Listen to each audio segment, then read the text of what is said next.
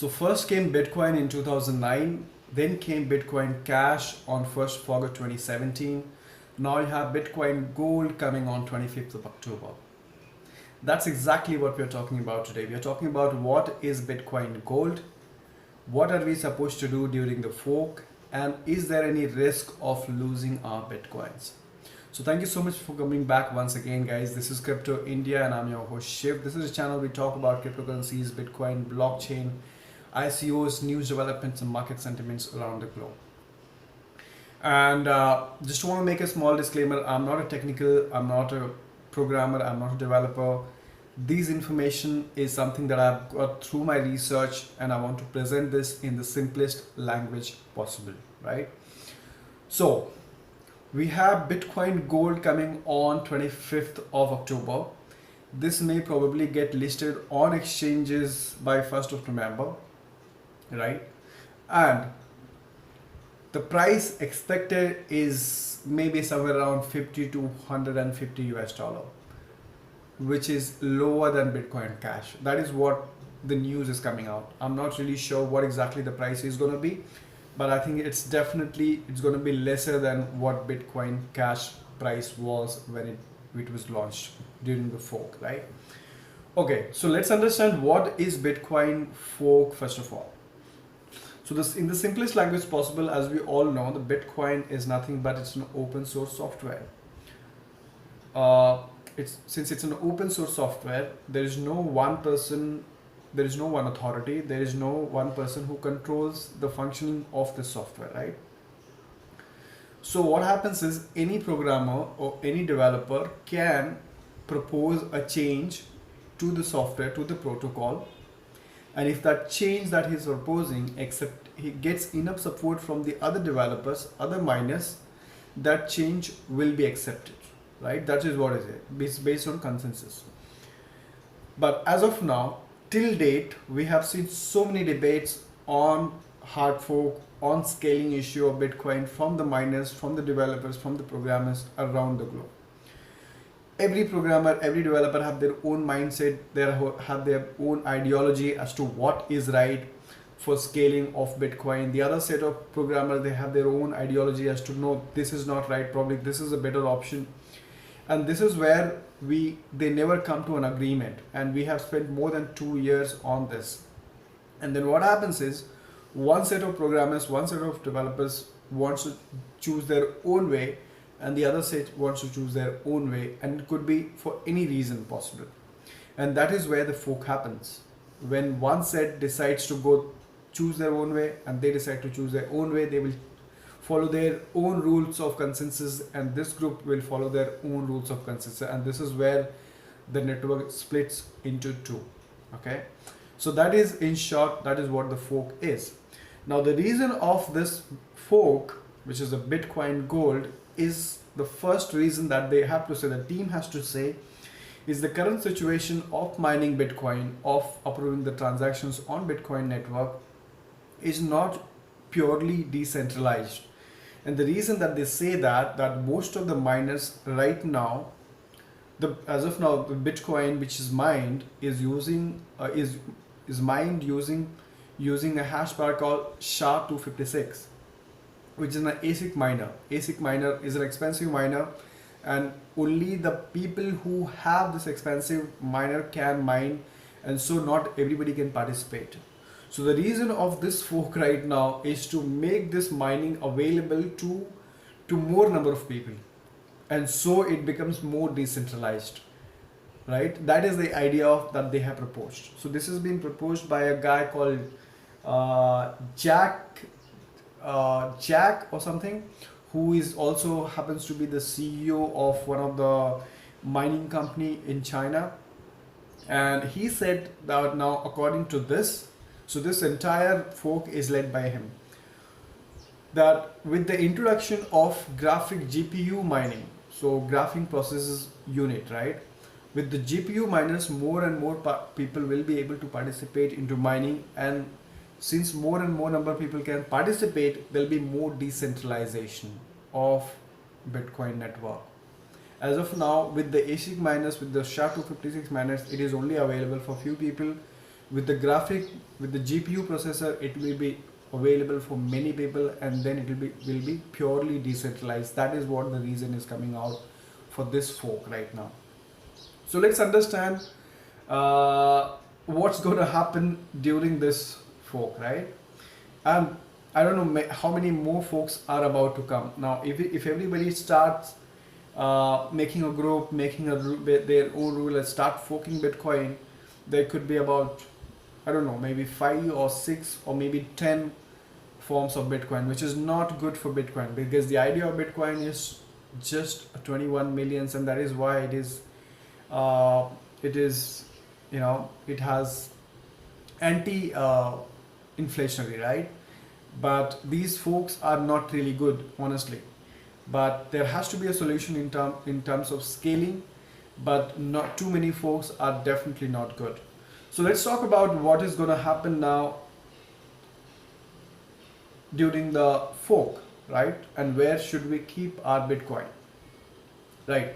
So there is not yet clarity on which are the exchanges which are going to support this fork and which are the exchanges we are not supporting this fork. So what happened in the Bitcoin Cash case, right? People who are holding Bitcoin on the hardware wallets or some exchanges where they were supporting, they got the equivalent number of Bitcoin gold. And it is a similar thing that's going to happen right now also, this time also. So if you have, let's say if you have 10 Bitcoins, you will be getting 10 Bitcoin gold as well, right? So it's an equal distribution. Like I said earlier, most people believe that Bitcoin gold is smaller than Bitcoin Cash. So when Bitcoin Cash came out, it was trading at about 400 US dollar. Most people think that Bitcoin gold will be even smaller than Bitcoin Cash. So maybe this is just my assumption. I'm just assuming that maybe around $50 to $100 or maybe $150, max $50 to $150. They will be traded on exchanges from 1st of November, hopefully. So you will be getting equivalent number of Bitcoin gold as per the number of Bitcoin, not Bitcoin Cash, because the fork is happening on the Bitcoin network, not on the Bitcoin. So remember that, right? So the best way, like I've always said, that goes without saying, is to store your Bitcoins is on a hardware wallet, because most of the hardware wallet, like a Trezor wallet or a Nano Ledger wallet, they do support the forks, right? So what happens is you get the equivalent number of Bitcoin gold. When it comes to exchanges, not all the exchanges supports the fork. Now, last time what happened is the Coinbase did not support the Bitcoin Cash fork, and for which they were very honest, very transparent enough. They went ahead and said that we are not supporting. Please withdraw your Bitcoin in case you are looking for the fork version, which is Bitcoin Cash. Will not be. But in India, if you talk about the ZebPay, said that they are supporting. They did not give away the Bitcoin Cash immediately, but it took a month's time or two, but they're able to give away the Bitcoin Cash now. So this is what happens. But when it comes to Bitcoin Gold, there is no as yet clarity as to who all are supporting. But definitely the hardware wallets or the wallets where you own the private keys, for example, the blockchain wallet, right? You own the private keys. You, for example, BTC wallet, you own the private keys, right? So the wallets where you own the private keys are the safest bet for you, safest place for you to keep your Bitcoin so far, and not keeping an exchange. Two reasons: if you're keeping it in a wallet where you own the private key, you will get the fork version Bitcoin Gold instantly, probably. But when you put it in the exchange, you actually are depending on the exchange to give you the Bitcoin Gold, and that may take their own sweet time to do that. So that's about exchanges. Now, what's the risk? So I mentioned something, that what is the risk of what could be the risk? So there is something called as replay effect, okay? And I want to give you a small demonstration on how the replay effect works. And this is what my concern as well, because there is no clarity as so far on this. So for example, is this visible? Let's say this is your Bitcoin network, okay? The original Bitcoin. And on 1st of August, what happened is, it split into Bitcoin Cash right? And this will continue, correct? Now what happens is, over here, let's say this is 25th of October. Is it visible? Yeah, let's say this is 25th of October, and you have another Bitcoin Gold that splits here. So let's say whatever Bitcoin you have here, you get the same number of Bitcoins over here. Now the problem is that the private keys for this chain, which is original Bitcoin, and this chain, which is Bitcoin Gold, the private keys for both of them are actually same, right? So the replay effect, what it does is, let's say if you're transferring some Bitcoin Gold from this chain, transferring Bitcoin Gold and not Bitcoin, there's a possibility that this private keys are same for both of them, right? So there's a possibility that while you're sending this, you are broadcasting your private keys also on the network, right? And in this process, you can also end up giving away your Bitcoin because the private key is same for them, right? And this is called replay effect. And it is possible here also. Let's say if you're transferring this Bitcoin, and even this Bitcoin can go because the private key is same, so it becomes vice versa. And this is called replay effect. Right now, the reason this did not happen over here, let me take another pen if I can.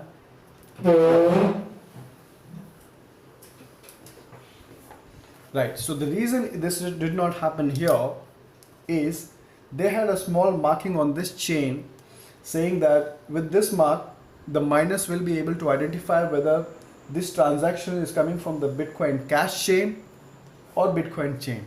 Okay, so they were able to differentiate between the two with this mark. But over here, so far they have said that this is going to be a replay effect proof, but there is no clarity as yet, right? So there is no clarity whether I'm transferring Bitcoin, whether Gold will also go through, or something like that, right? So what I'm going to do is I'm going to wait till the time the replay effect is confirmed by the people, whether it is in place. So the best thing to do right now is to just keep your Bitcoins in the safest wallet where you own the private keys, and just wait how the things are going on. Not get into transaction, not to send or receive any transaction. If you have anything on exchange, just take them off onto a wallet and just wait and see for the confirmation from the community, from the other people, to see if the things are safe now to do any transaction. Till the time the fork is not over, don't get into transaction. Any Bitcoin transaction is all I can say, as I think that's the safest way to deal with the fork, right? So having said that, that's it for now, guys. I hope this video was helpful. Do let me know if you have some other thoughts and opinions, that something that you would want to add to this video, and let me know if you have any question. I would love to do some live sessions with you all so that I can share and learn from you as well. So thank you so much for watching. Enjoy your Sunday. Hit the subscribe button if you have not, and I will see you in my next video. Take care.